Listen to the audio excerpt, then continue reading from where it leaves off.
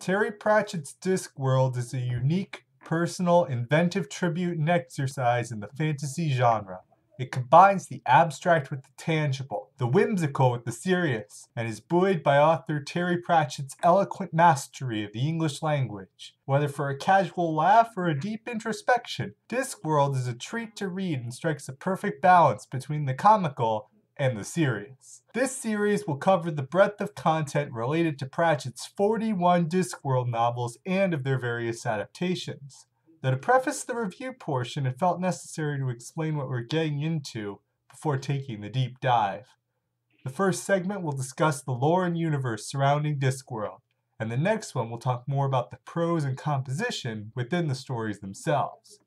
With this out of the way, let's now discuss the series' lore and universe. As the name implies, the Discworld is a flat, plate-shaped world floating on top of 4 elephants, who themselves are positioned on the great turtle Atuin. With such a zany setup already, anything can happen on the Discworld, and usually does. A multitude of fantasy races like dwarves, centaurs, and werewolves all roam the planet alongside the humans.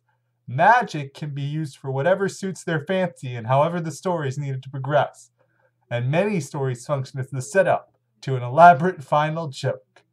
Though the tales are presented in a non-linear fashion and can be read out of order, there are a few key storylines revolving around a recurring cast of characters, with each character adhering to a certain style or genre in their stories. Rincewind is the incompetent wizard who always botches things up, and yet somehow saves the day at the end anyway.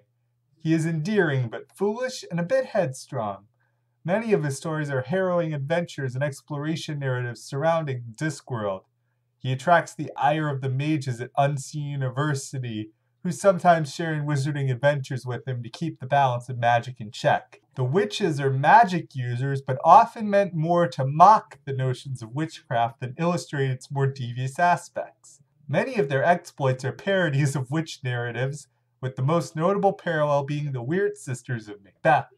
They find themselves in odd scenarios, but often manage to bounce their way back, and prefer to keep to herbology rather than magic. Their leader is Granny Weatherwax, a sassy and grumpy but well-meaning old lady. Think Olenna Tyrell from Game of Thrones, but as a witch. Her friend Nanny Ogg is almost her polar opposite, singing and partying with people like anyone else. They have a variety of other friends and proteges, but their most prominent one is Tiffany Aking, an apprentice witch who has her own storyline about coming of age and becoming the champion of the Knock-McFeagle, aka the We Free Men. Death is not only a character, but a great force governing the Discworld. Although the personification of death itself, this death is a tragic, sympathetic figure. Rather than be an agent of fear, he just wants to understand humans better. In his own words, he does not cause death, humans just do it to themselves. He built his own house, has a granddaughter he loves dearly, and overall serves as a protector and vigil to the chaos in the human world. Many fans have said this is the death they wish to meet at the end. I can only hope Sir Terry found this death as well. The Ankh-Morpork City Watch are the bumbling but competent police force patrolling the corrupt capital of Discworld. Their zany hijinks have confronted them with dragons, murderers, and time distortions. Their leader, Sam Vimes, has a decent character arc, going from a fat alcoholic to the devoted leader with a span of 9 books. These stories showcase the more modern aspect of Discworld, tying fantasy to our reality. Moist von Lipwig is a reformed criminal who, after a series of events botching his execution, becomes a successful and devoted businessman, causing many great reforms in Ankh-Morpork. While he is a late addition to the universe, he stars in 3 stories and becomes a key player in shaping the universe. In many regards, Discworld is a story about storytelling. Fantasy cliches are turned on their heads as characters point out the illogic of it all. Characters you thought you knew, like Macbeth and Phantom of the Opera, get a full makeover here. Anachronistic elements like economics, film, and the printing press manifest in bizarre forms because of the way they are handled in the society. Beliefs in entities like death and suffering give energy to these beings. Even so, many characters point out the importance of stories.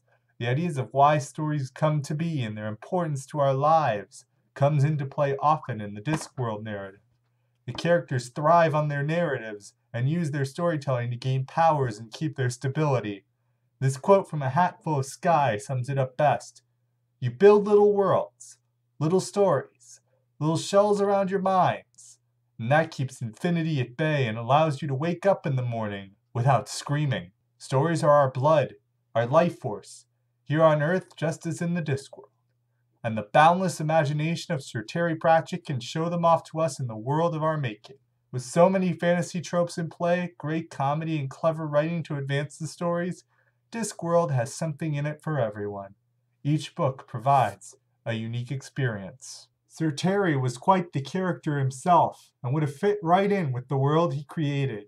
He read more books than I may ever see in my lifetime, grew carnivorous plants at home, was knighted with a custom sword made from iridium, recused himself from the Hugo Awards so he could enjoy Worldcon in peace, and fought to the bitter end with his battle with Alzheimer's. Pratchett was upfront and honest in few ways authors have ever been.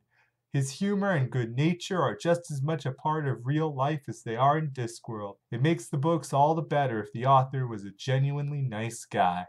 When he died in 2015, it left many fans devastated to this day, though he certainly left behind a dense legacy. So join me as we discuss the Discworld and go deep into its impact.